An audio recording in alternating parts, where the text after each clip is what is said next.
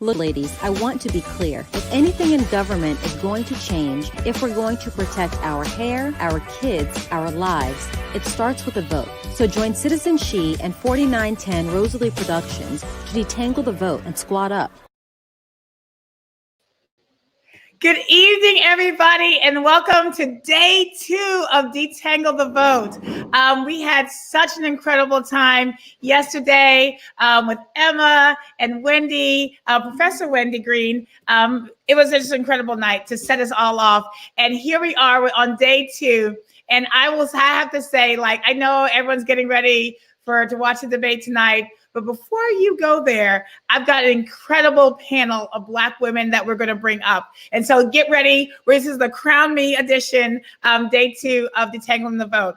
I am going to bring up my illustrious, beautiful, wonderful co-host and producer, Emma Jackson from 4910 Rosalie Productions. Hi, Emma. Hey, how are you doing today?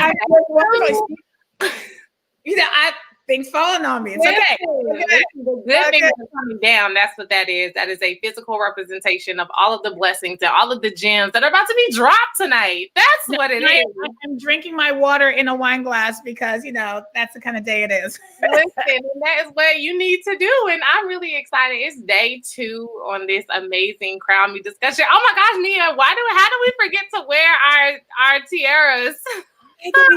Wait, here we go. There's my tiara. Here we go. I literally forgot the crown. That's a thing. That's the thing. I'm loving the hair, Emma. You said what? I'm loving the hair today. You switched it up on me. Listen, I'm gonna switch it up. Okay. I said, listen, it's detangle the vote. So I'm gonna be detangling my hair every single day. Okay. There we go. This discussion, but the good thing is, even though we forgot the physical crowns that we said we were going to make or create or find, we have our crowns. We have our crowns. 7, and the rest of the ladies who are on this amazing panel, they have theirs too. Yes. Emma, do we not have an amazing panel today? It's going to be popping. Listen, y'all know I was observing yesterday because it was a lot of the legal talk going on. But today, y'all, I think we're all about to be talking and I want to say something. I want to say something. I'm about to learn something real quick. So I'm going to bring each one up. Emma, you and I are going to popcorn this and we're going to bring them each up. So the first woman I want to bring up, she's from New Orleans. She's my baby mama friend, but she's also this incredible anthropologist. She's led so much work curating art and beauty across this city. Y'all, Gia Hamilton. Gia, come on up, Mama Gia. Hello, everyone.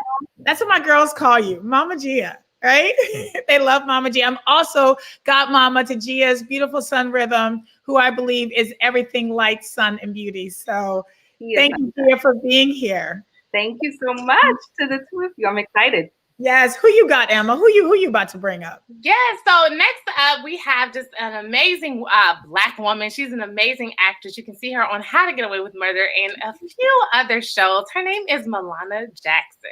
Yay, Milauna! I love you, Milauna. So I'm going to bring up another friend, Emma. So dope that she said yes, because she just got finished talking to United Nations today about Black women's health and maternal health. Joia Perry, bring yourself up here and let us see your beautiful self with those beautiful face. How's it going? Welcome to my room. I have my COVID Mardi Gras beads. What? I love it. Yes. And I got one more, Emma. So my friend Danielle Davis, who is an attorney with the Southern Poverty Law Center doing civil rights litigation. And she's been with me in this fight on multiple levels. Danielle, come on up here. Danielle is just an incredible attorney. And she's one of those people that when you call, she always says yes. No matter when, how you call, Danielle says yes. It's my pleasure. I'm so grateful to be with you all, the beautiful women in your beautiful crowns. Thank you for having me. Yes, thank you for being here. So I'm just going to jump right into it because we have so many people and we've got so much to talk about. And so we've been having these conversations about Black women's hair. And it's so funny because I had one person tell me today, Why is that such a big deal? Now, we know it wasn't a Black woman, it wasn't a Black man, but it was somebody else that was asking me, why is Black women's hair such a big deal and a thing? I'm like, everything is about Black women's hair, right?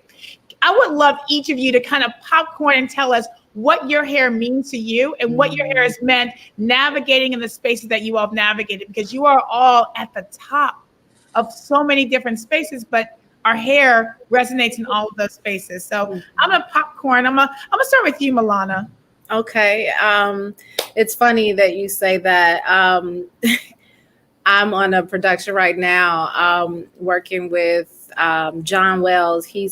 He has a show called Animal Kingdom, and I'm doing that right now. When the topic of hair came up, we were discussing options. So a lot of times it's very challenging because you have on set these very quick changes, and our hair is sensitive. It's fragile. You can't be doing all of that curling and applying heat between each take and the hairspray. It's a lot. And I have suffered tremendously trying to don my crown on TV. And so when the topic came up, it was funny. He said Regina King told him when they worked together on Southland, you can't come between and touch a woman's hair, man. It's a personal thing.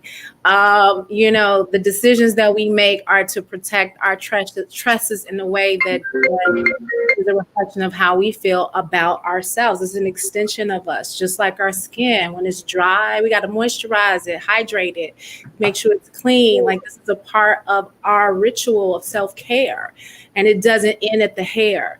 It actually is an extension of that, no matter what style you have. If it's bald, I have to say specifically, I had suffered a number of years of hair loss, breakage, just in the nape. It was only in the nape. Came up to right here. I was so ashamed of it. I didn't know what to do. I attributed to stress. I would go to dermatologists. I would get shots in my scalp trying to figure out what was going on, and nothing worked. What I do realize is that I had to have a different relationship with my hair. I had to love it. I had to literally affirm it the way that I affirm myself, my body, my soul, my heart. And I really had to just appreciate what was growing out of my scalp, because that's the truth. Now, if I choose to dye it or shave it or press it or straighten it, it's still my option. But if I choose to just wear it up in a bun, if I choose to let it out and receive some air, is my choice. And it's a human choice that I think should be respected by all people, specifically men who don't have the issue with hair like we do. But a lot of money goes into the regrowth and actually the covering of the baldness that happens at the top. So let's just understand, this is very, very specific and special to us, particularly as women. Thank you. That's why I love you. You threw that down. I appreciate it. Just kicked it off right though. I love you. Thank you for that. Joia, I think about you a lot because you are always very bold and unapologetic in your hairstyles. Mm-hmm. And you are in spaces that so many Black people never even get the opportunity to even think about being, across the globe. And so I wonder about your unapologetic, space with your hair, and then your connection to our health and our beauty. I'm just curious about your story. Yeah. Well, I think honestly, for me, the hair moment is easier in a way because my mother and all her sisters always had natural hair, and so it was something I grew up with as a norm. Like, they weren't doing it even as a statement. They just were Black women in the Deep South, and it was easier to keep their hair natural, and that's what they always did. And so. It was normal, and so I didn't have to undo the belief that it was bad for myself, which so many of us have to always unpack because we weren't around people who were ever able to wear their hair natural. And so I think that early on, and I just have one for me. It really came home when my daughter. So New Orleans is a crazy toxic place, and she was picked to be one of the children in the Nutcracker, and it was a big deal, right? So here's a little Black girl picked to be in the first part of the Nutcracker with all white people. So I had to go and get the little curly lock things, weave put in a 7-year-old head, and trying to make it look like what the white people wanted it to look like. And it wasn't, the curls weren't tight enough. So some woman at the rehearsal took some water and sprayed and was going to redo my child's hair. And of course it became, because I didn't buy expensive hair for a 7-year-old. It was cheap. cheap short hair, right? Black hair mess, right? So then they didn't know what to do. So then they start panicking. Then they want to call their mom, my mom, me. And the whole lesson for me at the time, I was trying to explain to my daughter what was just said so beautifully by Milauna, that we have to protect our hair because white folks don't. And so I need you to know people are going to keep coming for your head for a long time. And you have to know that you are valuable and that they don't have the right to put their hands in your hair. And so, I think that's important for all of us to think about that because it plays out in health. I mean, I have a lot of stories of people coming in and being ill, and we have, having perm in their hair, right? Passed out. You got to know to wash it out because they'll get a chemical burn, while they're passed out. So all the things the nuances of Black hair that we know that a lot of patients have things happen to them and they come into facilities that they're not taken care of because they're not people who look like them in those places to take care of them. That's real. Thank you, Joia. Thank you for that so much. Mama Gia, now I know you be fixing that hair with all them boys. Yo, 5 boys. To get Gia a daughter. Gia tried. Every time the universe grants grace. And I have to say, Gia's boys are literally the epitome of sunshine, light, and beauty. And I believe it is because they come from this woman right here. And you be coming straight every time. I never see Gia halfway done, right? And also, Gia, you're also one of those people that's in spaces that most Black people don't get to be in foundation spaces and in national and international spaces, meeting with people across the board. And you are also someone that's unapologetic about the hairstyle, unapologetic about how you present with the earrings. I know I stole a pair or two from your house, sorry. She got some dope stuff around. So Gia, how do you navigate with your hair and being in those professional spaces and then being at home with all those boys? Yeah, I mean, I think like you all, I think about my hair as an extension, of my body, but more specifically, it really makes me think of the beauty of Black women, the diversity of beauty of Black women. There are just so many different things that we can do. And I feel grateful to have discovered and experienced so many of the different styles and ways that we get to express ourselves. So, my story, like Joia, I grew up in New Orleans, which, deals with issues of colorism, which are rooted in hair. I grew up with a mother who has very straight hair and a father who, when we were at his house, would just grab my sister and I, our little afro and be like, I don't know what to do with your hair, right? So hair was never something that I cared for. So Melania, you mentioned that kind of care. I didn't grow up understanding how to care for my hair. So I had to go through a process. And at 17, I had just an experience of becoming radicalized, meaning I had an experience where I was reading a lot and I was like, I am African. Like I get to claim, those roots for myself and that aesthetic, and I get to explore that to the fullest. And so at 17, while my mother was trying to have me become a debutante, I rebelliously shaved my head and rocked, just like a natural. And for the very first time, just got tons of compliments, right? Like people were like, what? You rocking big old earrings and, no hair in New Orleans in the 90s. And it was a liberating experience. And I have returned to shaving my head periodically. I've had locks multiple times. I've worn my hair natural, in braids, etc.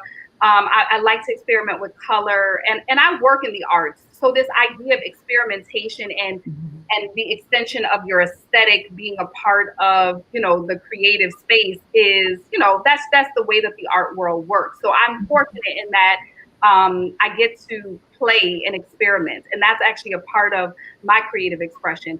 But you're right, I operate in spaces, in financial and philanthropic spaces, where it's a lot more conservative, right? And the stance that I've sort of taken with both mothering and with aesthetic is that I really try to come with a certain boldness of, I see white boys walking in those same meetings, tattooed up, tattoos on the neck, everywhere. and they are treated with respect and given opportunities. And so I kind of walk in unapologetic, like, listen, I know who I am. Yeah. You know who I am. You know what I'm capable of. And so let's get down to business. Like, we're not even going to spend time on what I look like, because essentially it has captivated you, and that's great. Let's move on. So that's usually my stance. And I'll end that by saying there's a real appreciation for the fact that I'm in an all-male household, 6 males, right, my partner. And so this idea of adornment and care has taken an even more important role in my life, especially as I get older, because, you know, maintaining our beauty, our relationship to the queens that we actually are, is really about that radical everyday self-care. And so I've taken to things like, you know, oiling my scalp, or, you know, getting essential oils for my body and taking a bath and making sure to take time for myself. And, you know, I have created a little t-shirt that for myself that says, you know, my hair defies gravity. So this idea that in essence, like, I have to be different from, you know, the status quo, because my hair literally defies, you know, a universal law. And so that's the kind of stance that I take when I enter into a room. And there are moments, I'll say, of course, where there's a little intimidation or anxiety. And, you know, I believe in, you know, I fake it until I make it. I walk in bold, and, you know, I'll sit there, kind of grab my hand for a moment until I can breathe into a place of comfort. I love that. I love that, Gia. And you like are always like, especially when we have our meetings, right? Like, we always find ways to remind each other, like, take care of yourself. Like, take care of yourself. Because I appreciate. Gia also like has oils and stuff all over the place, and that, you know, feels good being in Gia's house. Danielle, so you are in a little bit of a different space because the courtroom, we're representing other people. You know, we have to kind of put on a little bit of a mask because it's the way we are, people, the impression that people have on us is how they treat our clients. I remember doing a mock trial, and I had my hair curly, and I remember 2 Black attorneys telling me, never let your curls show, because they will judge the curls, and your client will feel the impact of the curls, you know, without getting justice. And I remember how that felt. How do you navigate courtroom? And, you know, Southern Poverty Law Center is a big organization that, you know, has a lot of people there, you know, that, you know, very, you know, it can be tenuous navigating through those spaces. So how do you navigate as a lawyer? Because I see you, and I'm looking at these curls right now, and I'm loving the curls. How do you navigate in your space?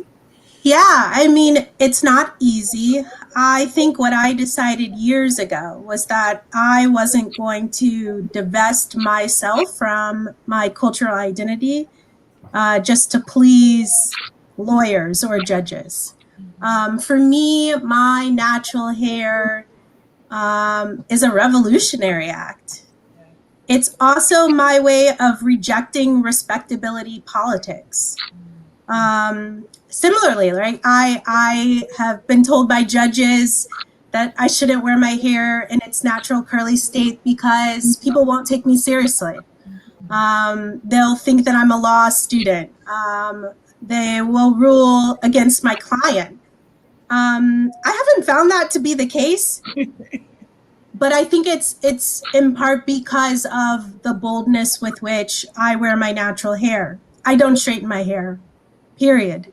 And, you know, I occasionally have had to make some choices around the sorts of people I spend time with, you know, who do, right, subscribe to white supremacy or respectability politics, or have the audacity to try to touch my hair.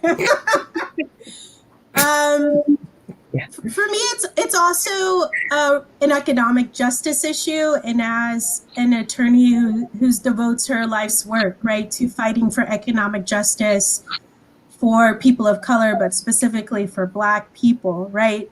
For me, it's also sort of my outward representation of, right, like my belief system, my politics, the work that I do. But I love natural hair in all forms. You know, I reject this idea that certain types of natural hair are better. I reject so very feverishly and sometimes with verbal threats, right? Like it's just, if you have hair, it's good hair, right? And what I came to realize in college, actually at Grambling State University in the early 2000s, right, was this whole world that existed, right? It's a language that's unique to us, right? Shingling and rake and shake and, the styling products and all the different ways that we can change and manipulate and adorn our crowns. The legal profession is one that is dominated not just in numbers, but also culturally by white men, right? But that doesn't mean that we just have to accept it or fall in line.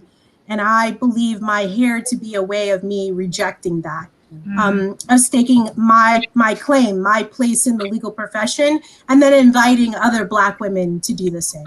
Yeah.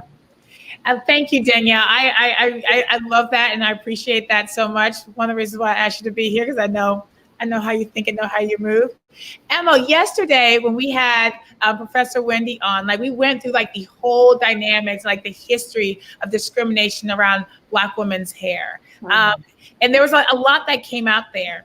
I'm curious from everybody how you guys have navigated those moments when you've been bold and then the boldness was rejected in some way, and you had that pushback, how you respond. Well, first, how it felt, right? Because I think, as Black women, we dismiss the feelings that we get when things happen to us that's not so great. And so I first want you to be honest about how it felt, but then what did you do to recharge yourself, and how did other people respond to that?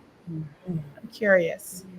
And anybody can go, because I know. I'll start it off with a quick story. I know for me, just in terms of just being bold and about my hair and me, I was actually on my way to, very shortly, I was on my way to an industry party, and my girlfriend who wears her hair straight for the most part, and this is more so, it was more like the music industry. She was just like, so you're gonna change your hair? I'm like, we're about to leave in 10 minutes. You knew that I was wearing my hair in this fro. It's just like, oh, what the people we're going with, they might not like that. So in my mind, I'm like, I look cute. I look cute. So why do I need to do that? So it kind of made me insecure for a moment. I mean, I ended up not changing my hair. I mean, I did not change my hair because I'm like, I like how I look. I like this. I'm going to be bold in my, and how I am. But it definitely made me feel like, wow, you don't want to support me and my decision versus you're just worried about the perception. And I'm just kind of like, why are we worried about my hair anyway? I'm very confused. We're supposed to be going here for a work related situation, to have fun after work, and this is happening. So it just kind of made me look like it did hurt. But then I was like, you know what, I'm still gonna go and be me, because just I can't remember who said it, I'm gonna go and be me because it has nothing to do. It was Gia. It has nothing to do with how my work is gonna be. It has nothing to do with what I'm gonna say or the presentation I have or the work that I did earlier today because of what I look like. So why is that even popping up? But that definitely is a story of my boldness kind of being shot down, and I'm like, no, you're not about to shoot me down right now. I love it. Thank you, Emma. I appreciate that story so much. Milauna, have you had a similar experience or anything where you've been I know you talked about earlier about, being on set and being you ain't gonna do my hair like that. But have you ever had a moment where they pushed back and you had to be extra bold, and how that felt to have to do that? Yeah, I had a manager at the time. It was a while ago, and the topic of hair came up with my look and image. I've had a couple. One was of African descent and one was not. Both felt like anything that was close to me looking just like an American Black woman seemed to be quite limited. And I did push back with that. I think that it does us a disservice as women who are of American and African descent, so we're Black Americans, to remember. I think it does us a disservice to forget that there are little girls who are not able to get their hair done at the salon. Their, parents can't, that's not a priority, that's a luxury. And they still feel like their image affects self-esteem. And that I was that girl growing up. So it's not as if I was not. This is why this is here. This is the one style I can do. My mom didn't know how to do my hair. I'm extremely tender-headed. It is an issue for me. So when I have a conversation with my team and it's like, well, we think your short haircut is limiting, you should get a weave. Or are you going to wear those braids? Because I think it limits you in characters. And so maybe you should get straight hair. It's always the same kind of look. And that's the issue. And I absolutely push back because that's a process as well. You know what I'm saying? It's not as if I can just decide today I'm going to straighten my hair and then we'll deal with it later. No, we're going to have to deal with it when you straighten it. It just is the way that it is. And the fact that we keep having this dialogue for centuries means that it's got to be an issue, y'all. It can't be some shit we're just making up. It has to legitimately be something that we address. The fact that we have to implement it in law. Remember, growing up, my mom had a friend. She worked for an airline. She was a flight attendant, and she was either a flight attendant or she did reservations, but she still worked for a company that felt her grades didn't represent the company. And she issued a lawsuit. It became a big thing in Chicago, and I remember it having a lasting impression on me. It was like, wow, first of all, this is something, because I always wore braids growing up. That was the other go-to style. So I was like, that means that I could potentially have a job that would tell me that I can't wear my hair in braids because why? It looks unprofessional. So what do I do with my hair? What are my options if you're saying that doesn't work? Your choices work? That's what you're telling me? So how I'm supposed to feel about myself when I'm only going by your choices? Yeah, that's real. That's real. I appreciate that. Also, like, I appreciate, because literally that's the only style I can do too, Milauna. When I got so many pictures, and I got the brush and the gel, and I'd be like, the pieces that come down during the middle of the day, you're like, ooh, you gotta bring it. That's the only style I can do, Milauna. So like, you and I are kindred spirits in that space. Oh my God. I can open it up, but this is about it. Everything. I'm like, this don't work. I got to go to the line. It's so funny. And this is like me being a little bit personal, but before I had the locks, I'd go to bed and, if I had a partner, yeah, I wake up, I'm like, give me 10 minutes. Don't get myself together just a little bit. You don't want this. Oh, good. That's real. The point that you're making, it's such an interesting point, which is the basis for my sort of stories, collective stories, is that I feel like I've actually got more pressure from Black folks. Danielle, just speaking to your respectability politics around what I'm supposed to look like and how I'm supposed to represent us, than I actually have from white folks. I feel like white folks have been more have exotified or othered me, right? By the like, can I touch your hair? Can I feel your hair? Can I touch your skin? That kind of thing. Which is they're two different experiences. I think my initial responses to Black folks, I can't even really remember because I'm pretty sure that it happened fairly early in life. I'm pretty sure it happened at 2, 3, right? When people are making comments about little girls and how you look when you're at a function or whatever. And then it just kind of continues to happen in different scenes and different settings. I can recall elementary school and the girls who would have their hair straightened or pressed, were considered, beautiful or pretty. And we would vacillate from, I don't know if y'all remember the hot combs, right? Mm-hmm. And what a privilege it felt like at the time to get your hair pressed. Mm-hmm. And that was something that my grandmother did, and it was a process, right? And it was our thing, but it didn't happen very often. Mm-hmm. And I also remember her own relationship to hair and the transfer of conversations and the kind of rules around beauty that were communicated in those moments. Mm-hmm.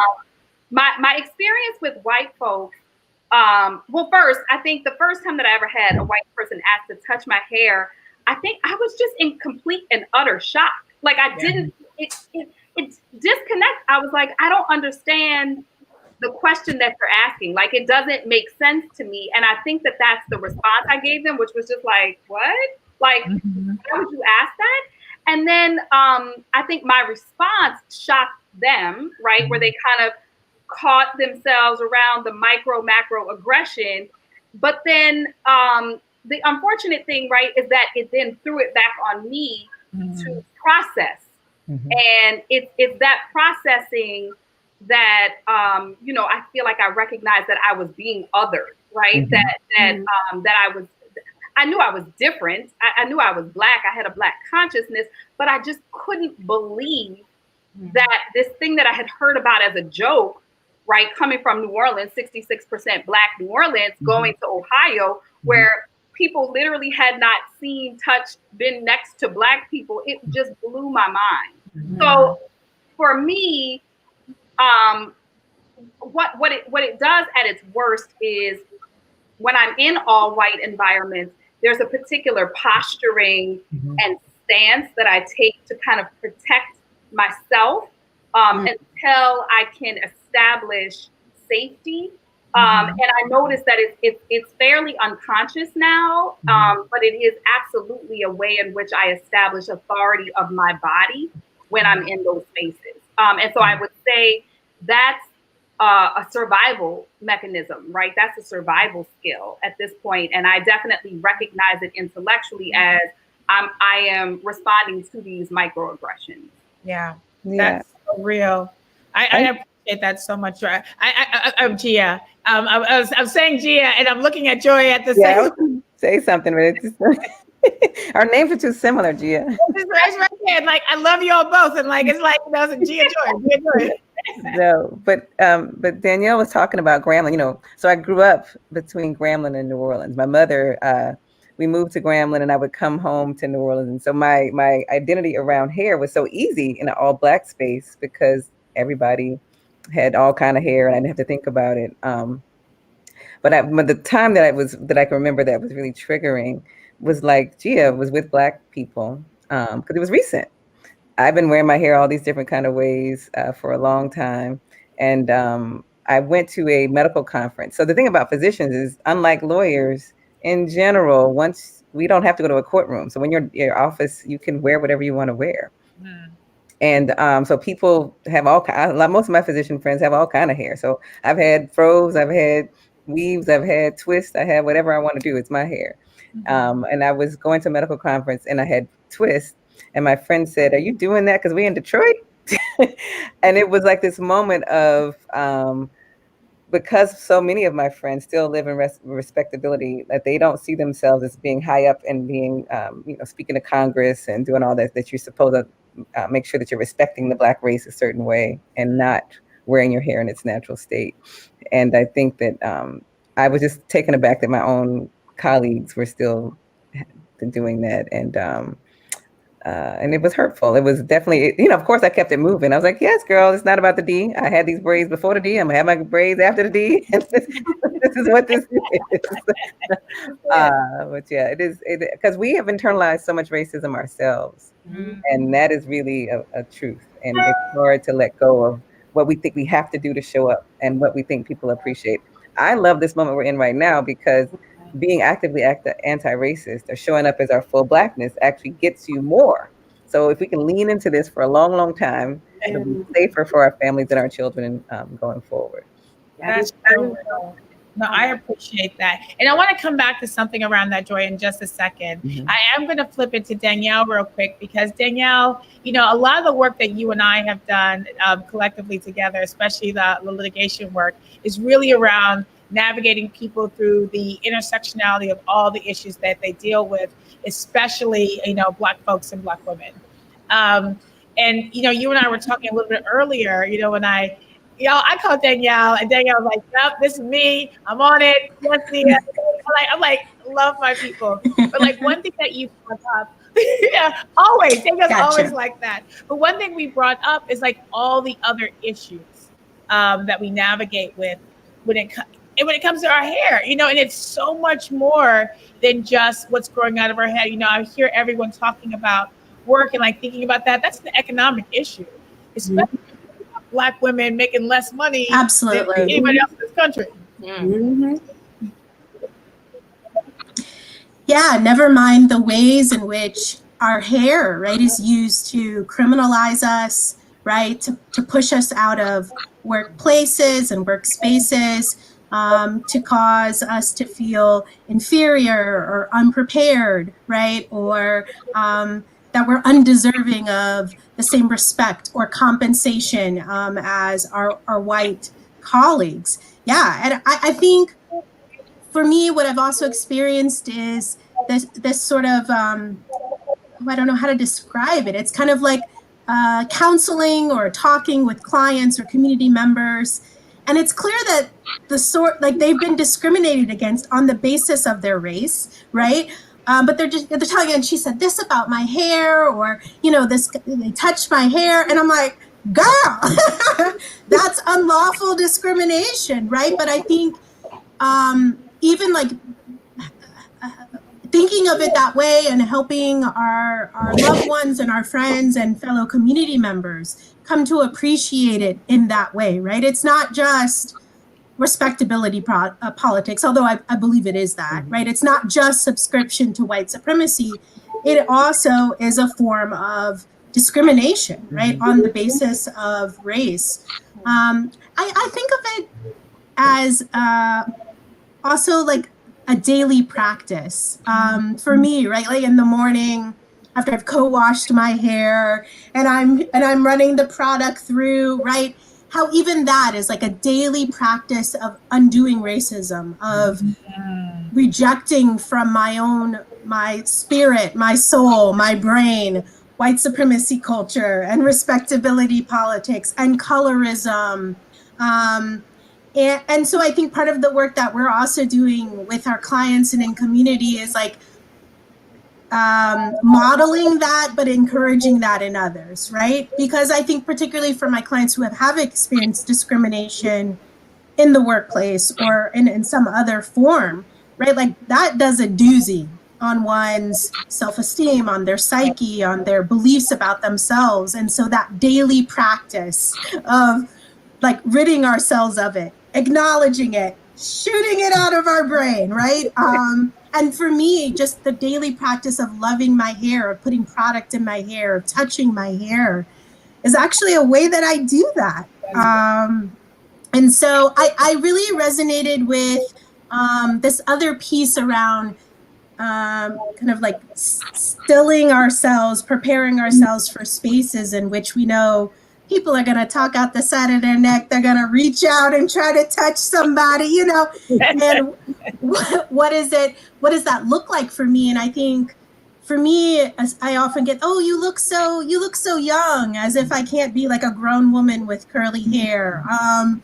So it's often me showing up as my like very kind of curt, serious, I'm an adult self. I recall a couple of years ago, an attorney who I was working with, who happened to be a white woman, she made some joke, or it was supposed to be a joke. But I was being I'm serious, I'm an adult, take me seriously, despite my curly hair self. And so later my colleagues were like, Danielle, I think she was telling a joke. You were really hard on her. And I was like, well, she needs to take me seriously. This is no joking matter. So I've thought about recently, what does it look like, not just to show up as my natural hair wearing self, but also not be afraid to show up as my authentic self, right? Who is actually fun loving and playful and warm. What does it look like not to have to like gird myself before I go into spaces, but just say, hey, this is who I am and I'm prepared for whatever comes, but I'm not going to be someone different out of fear of what's coming. That is you know, I love the way you put that, Danielle. And Emma, doesn't that echo exactly what we were talking about with Professor Wendy yesterday, right? Yes. You know, we had a whole conversation yesterday about hair as an extension of race, which is the basis of the C.R.O.W.N. Act, right? It's the whole ideology behind it that, you know, Danielle, we nerded out on like legal terms yesterday. Emma was like all immersed in like legal nerd out. But we were talking about that, Emma, and like the impact of that. And it brings me, when I said I want to bring that back up to you, Joia, because when I told you earlier that it was your words that really guided how I am curious. She, and I'm going to tell you what it is that you told me. Okay. I asked you, I said, why is it that Black women have such poor health outcomes in this state? And you were like, you know, people, you know, and there's all these reasons why. One of the most, the biggest tellers is civic engagement. That the community that is most civically engaged has the best health outcomes. And that hit me so hard because it made me feel like, okay, maybe I'm onto something with, you know, this like, you know, I want Black women not just to fight for survival, right? Because that I'm actually done with the idea of us trying to survive. Yeah, I want us to enjoy and thrive. Yes.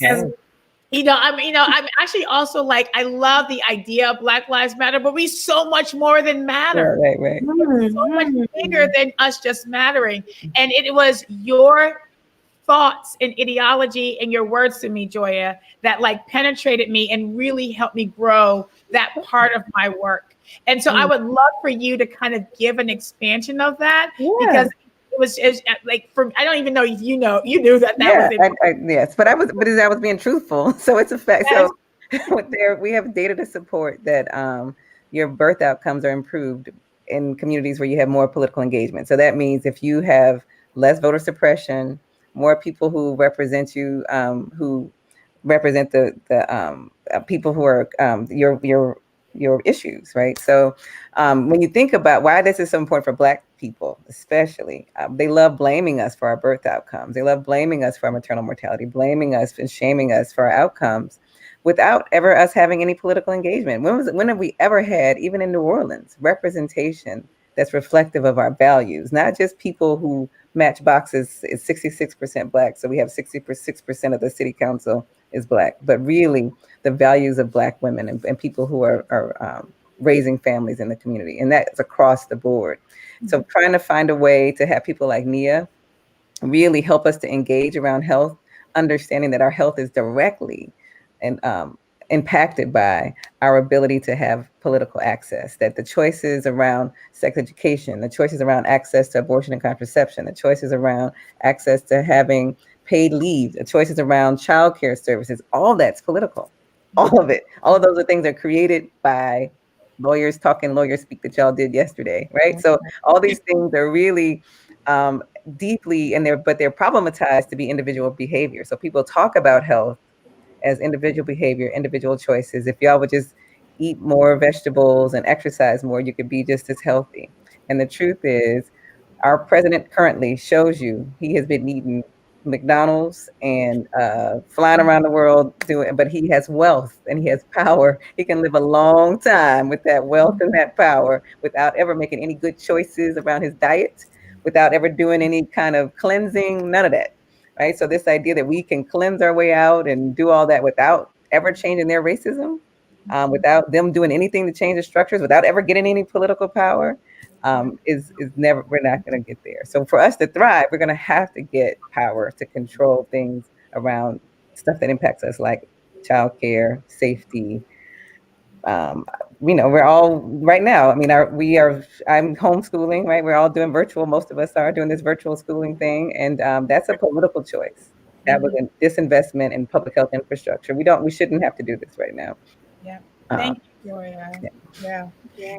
I tell you, that is that ideology. I just want y'all to know, whenever I talk about health, Black women, survival, I am probably echoing Joia, or I'm probably quoting Joia in some way, because that is really the ideology. Mhm. So we are getting close to time, but I really would love to take this opportunity. We are in a climate that, everyone's talking about voting, civic engagement, how this election is the most important election of our lives. It's an important election. I don't disagree, but we've got so many more elections coming. We got to, this is not the be all end all. Right. White supremacy is here, and it's been here, and it's not going to go away with this election, right? And so our survival depends way more on just being civically engaged in November. It really is going to require us maintaining a space of civic engagement. And the reality is that if you look at any piece of history and any piece of shaping of this country, Black women have been at the cornerstone. Mhm. And we have shaped and molded this country in so many ways, but our health and our economic opportunities and our ability to raise our children, our ability to feel safe is not there. Mhm. And so I would love, this is a little putting y'all each on the spot a little bit, but I would love a real thought or a word that you all would love to say to people who are similarly situated to you, because Black women are not a monolith all either. Mhm. We all have hair stories that are similar, but we all live life, see things, rock differently. And so I would love for each of you to give a message to the people that are similarly situated to you about why it's important to be civically engaged in any way, and what you think that they should do from this point forward to ensure that we are able not to just survive, but thrive as Black women in this country in perpetuity. That's a big question. I know that's a big ask. I'm gonna give everyone a to think about it, but I am gonna. And Emma, since you're my co-host, I'm just gonna go ahead and start to you so we can give our guests a moment. I know I said I might as well just start this one off, but the thing that I want people to do is to know that even though you might not understand what is going on, I kind of said this yesterday, and how Nia and Wendy were speaking on, we're saying the lawyer talk. I just want people to understand that there are other people, there are other Black women who are advocating for us. So when you don't know what to do, it's really trying to go and find that person who does. And it's okay, you might have been discriminated, or you might have felt like, oh, I'm thinking about last week that happened, but I didn't know that was discrimination, or I didn't know that shouldn't have been said, or it was supposed to be a joke, but it really wasn't a joke. That kind of hurt me. And I just want people to understand, what, there are people who are on your side. So I definitely, my wording would be, try to find that person in your local community who knows about the C.R.O.W.N Act, who is of that. Get involved with CitizenShe. Go out and try to find out that information from somebody who is involved, because there are people who are advocating for us, for people who look like me, and that's what I'm really, really happy about. Awesome. Thank you, Emma. I love that. I love that so much. Mama Gia. Yeah, I think I've been thinking a lot about my own civic engagement as a person who feels privileged to have education, to have awareness, to have people around me who are actively decoding the issues and having conversations, and my relationship to that privilege, right? The fact that there are many, many people in which these conversations, it's a luxury to have these conversations, right? Because you're working 2 jobs or 3 jobs. And I've really been contemplating this. The other thing that I've been thinking a lot about, and I think I made a statement about it, is that oftentimes for Black folks, you mentioned, Nia, that we're not a monolith, right? I think if our goal is liberation, or if we can agree that the goal is freedom and liberation, then I think I would offer that there are many paths to this goal. And there should be, and there needs to be a lot of different ways in which we are working towards this goal of liberation and freedom. And I would offer that, there are those of us who are working within the system to push back, to rewrite, to make things better. And I think it's up to us to respect and to support when we can. I think that there are also groups that are actively working to dismantle this system and to deconstruct it. And I would offer that that's also really important work. And oftentimes we misunderstand those paths that people take. And I think it's important for us to find converging moments where our work comes together, and to be able to create spaces like this where we can have discourse, and we can go back to our communities and create this discourse in those communities. Yep. And so finally, I think I would just offer that I think it's important for us to, as Black women specifically, to take time in our lives, in our regular practices, to figure out if we are in fact on purpose. Like, are we doing our purpose work, right? Because there's a lot of shoulda, woulda, coulda of what Black women, there's a lot of projection of what we should do, what we could have done, etc. But I think our inner guide is always telling us what we need and what is best for us. And I would offer, when we do that, we're able to better understand our relationship to our being political. Like, everything about us is political. And then finally, I would just say, like, my own personal relationship to this is that I know very specifically that part of my purpose is to design, imagine, and begin to implement the world that we want to live in on the other side of this. So I have to stay in that space of imagination, and that space of creativity, and that space of radical, radicalized spaces, because I really want to see some of these other systems and models that have absolutely nothing to do with white supremacy exist in the world. And so that's what I've been thinking about. And I don't think that was a clear-cut answer for you, but I'm contemplating those things. I'm thinking about them, and I'm thinking about my own relationship to them and how I show up in the world. Thank you, Gia. I love that Afrofuture thought process. I love it. Milauna. I agree with Gia. Being a forward thinker is so essential when you're talking about politics, because you're not talking about the world as you see it today, but the world in which you want to have in the future. And I feel like, for me, participating in events like this, I jump at the opportunity to join CitizenSheUnited since I first was introduced to Nita, and the idea of educating our young girls about the value of that we innately possess this power, and that power is literally the thing that I feel like keeps the country going, which is to utilize everything that we have and push it in our communities in a way that benefits the country, which is how we have built the country. This is what works for us tribally. This is what benefits the family. And this is how you feed the nation. And so I think that it's a way to do that, obviously under law and legislature and things like that in terms of the courts. But the key, it still has to be family-based and family-oriented, which makes sense in terms of the health. So I use my social media platform in these ways. I really do my best to read the book when I get the ballot book and look at the judges. I make a concerted effort to read the props. I am okay to say no to solicitors who ask me for signatures about things that don't support and represent and stand in alignment with my own moral fiber, my own beliefs. Like, I am okay with using the power that I have, not just to vote, but to also ask and demand what's necessary.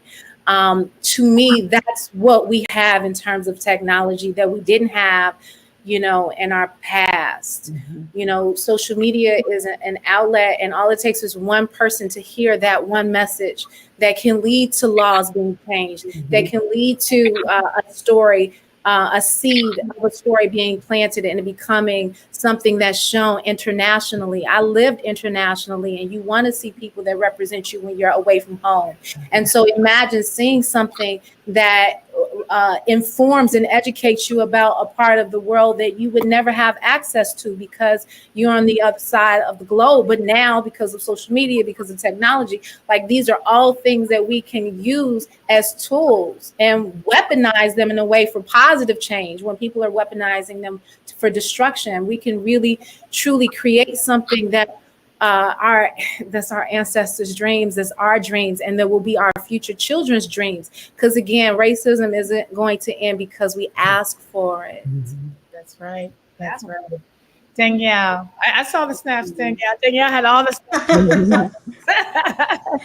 Yeah, I'm so grateful for this space. I'm really encouraged, and yeah, I think this is such an important question.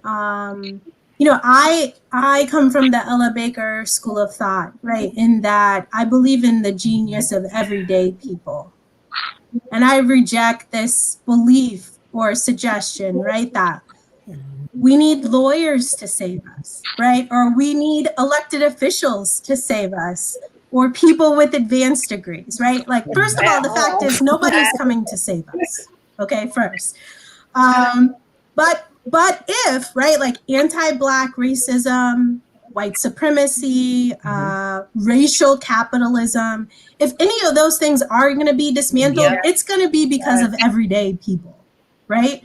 It's going to be because of Black women, right? Black mamas, bold Black sisters, right? Who are just being everyday people, right? Holding elected officials accountable. Asking hard questions, right? Taking the time to educate themselves about who's on the ballot, right? Going to candidate forums, getting some of their friends together, right? And asking for a meeting with their elected official. I think there's just a myriad of ways that we as Black women can be civically engaged. But first, I think it's important that we reject this idea, right? That you have to hold political office, or you have to have an advanced degree, or you have to be a lawyer to make a difference, right? Like, nobody understands, right, the experience of, right, Black women, right, of women and mothers and caregivers, the way that everyday people do, right? Even elected officials, they're so disconnected from real life. They don't know what we go through, right? And I think that there is so much that more we could be doing, right, with shifting our paradigm in that way and understanding that we actually hold the power, not the elected officials, right, not the judges, not the lawyers, but it's actually everyday people that hold the real power. The key is, are we going to step into it, right? Are we going to leverage it? And are we going to force these people, right, to answer to us? One last note, a good friend of mine reminded me recently, I was in despair. And she said, Danielle, don't forget, there are Black people in the future. So if we have nothing else to motivate us, let us remember that. Man, Danielle, thank you. Thank you for that. Joia. I'll be brief because I know we're almost at time. The hardest part, honestly, for me, Nia, was when you said similarly situated. Because I spend most of my life, most of my days, trying to think about how I fit within the diaspora of Black women and trying to make my language so that it's more inclusive for all the different identities that we hold. So for me to be still and think about who's similarly situated to me, then who do I need to talk to? I would say it's my bougie Black friends. That's who I need to talk to right now. Because the bougie is real. Yes. And the bougie makes us believe that our education and our degrees and our parental things that we might have gotten are protecting us. But the data that I have, the data that is real, is despite income, despite education, despite moving over to English Turn or the gated community, you are more likely to die than the white woman who has none of those things. So if you have a PhD, you're more likely to die than a white woman who didn't finish high school. If you have, if you live in English in a gated community, you're more likely to die than a white woman who lives in a trailer park. So to be clear, we need our bougie friends to not think that they've bootstrapped their way out of racism and to say we've all fixed it and we're all done. We need them to become politically active for their own lives, for their own children, and for all of us, because we're still more likely to die because of racism. Joia, that's a word. Look, I get so sick of my peers sometimes. That's a word. That's a word. Yes, thank you. Thank you. I tell you guys, like each of you is like, and you all know the special places that you all hold with me. And like, I am just so grateful that I could call on you and know that you will say yes and that you actually said yes. I'm just so grateful for this conversation, especially, I do want to take a moment and honor, Breonna Taylor, because I want to do that in any space that I'm in. And the weight, we all felt it, but I think as Black women, we really felt it. And I also know that we really felt the lack of bravado from the country. There's so many other spaces that the country would have just exploded had the same result happened to someone like them. But when it happened to a Black woman, it was like, that's bad, and we move on. And so I want to hold that for a second, and like grateful that I have these Black women friends, these Black women in my corner and in my world and in my space, but like also know that you all are comfort and love, not just to me, but I know you all brought comfort to so many people across our state, across our country. And so on behalf of them, I'm telling you, thank you as well for being here, for not just words that came directly from your beautiful hearts. So thank you for showing up tonight. Thank you for showing up for not just me, for all of us. So thank you guys so much for being here tonight. Thank you. Really appreciate it. And guys, this is not the end of Detangling the Vote. This is like, we got so much more happening, don't we, Emma? Yes, we have a lot more. Y'all know I'm always here for the rundown. Yes, tomorrow it is Nia's day, okay, because she shows up, which is Nia's show. I'm hosted by CitizenSheUnited, and that's going to be tomorrow at 7 p.m. CST. Most of our events have been happening at 6, but that one's going to be a little later, and that conversation is going to be great. And Wendy, who was here yesterday, is going to be back again, plus so many others. So make sure she shows up. I know y'all are loving these names that we created. And then on Thursday is Loving Her. It is a panel with Black men speaking on just how they love Black women in their hair. And that one is going to be amazing. That's Thursday at 6 p.m. Central. And then on Friday, we have just a youth panel. We wanted to make sure that we capture the youth. And this is the Cyber Justice in 4910 Rosalie conversation. And that one is Friday. And that's going to start a little early at 6:15 p.m. And then we're going to close it out with our closing panel about industry and hair at 6 Central. So I am really excited. This is going to be good. And there's so many different people, so many different perspectives. Just like yesterday's conversation was nothing like today's conversation. Right. And tomorrow's conversation is going to be nothing like Thursday's conversation. Exactly. It's going to be good. So I'm just excited just to be here and to be around all of this great energy and talk. And Nia, you're the bomb. So you're the bomb too, Emma. And like, I am so grateful. Y'all, like, if y'all think I look good, if y'all think like the production looks good, it has nothing to do with me. I can sit here, my hands are free because I have my wonderful people at 4910 Rosalie Productions doing all the production, all the videography, all like the beautiful videos that you all see coming out. That is their work. And like real talk, I think about stuff and I give it to you all. You're like, give me a second, Nia. Y'all go in like whatever little room that y'all create in and just give me beautiful stuff.